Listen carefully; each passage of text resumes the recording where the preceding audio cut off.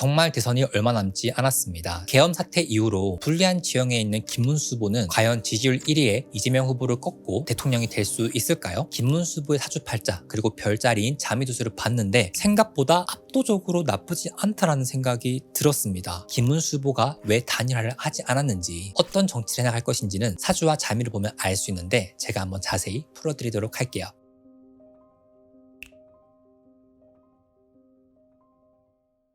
지난 시간에 이재명 후보의 사주팔자 그리고 자미두수로 해석해드렸던 것처럼 오늘은 김문수 후보의 사주팔자와 자미두수를 보도록 하겠습니다. 여러분들 사주팔자랑 비교해서 보시면 더 재밌을 테니까 내 사주팔자는 어떨지 궁금하신 분들, 그리고 매달 사주팔자에 근거해서 내 사주팔자 보는 법 그리고 월간 운세가 궁금하신 분들은 구독과 알람 설정해주시면 보실 수 있으니까 참고해주세요. 그럼 본격적으로 시작해볼게요. 다음 사주는 김문수 후보의 사주입니다. 이 사주를 봤을 때 여러분들 눈에는 어떤 게 제일 먼저 들어오세요? 저는 일단 흰색이 먼저 들어오는데요. 사주팔자 총 8가지 글자에서 4가지 칸이 흰색으로 나타나 있는데 이 흰색은 사주에서 이야기하는 금입니다. 특히 사주를 볼 때 일간과 일지, 월지를 중요하게 보는데 이 사주팔자의 일간과 월지가 지금 흰색, 즉 금으로 구성되어 있죠. 그러면 우리가 이 사주를 보고 금이 강한 사주팔자다라는 걸 알 수 있겠고, 금이 강한 사주팔자의 특징을 먼저 볼 수 있겠죠. 금이 사주팔자에 강한 분들은 기본적으로 깔끔한 것을 추구하고 금 자체가 잘못된 것들을 도려내는, 비효율적인 것들을 효율적으로 고치고 문제를 그대로 두는 것이 아니라 문제를 해결하려고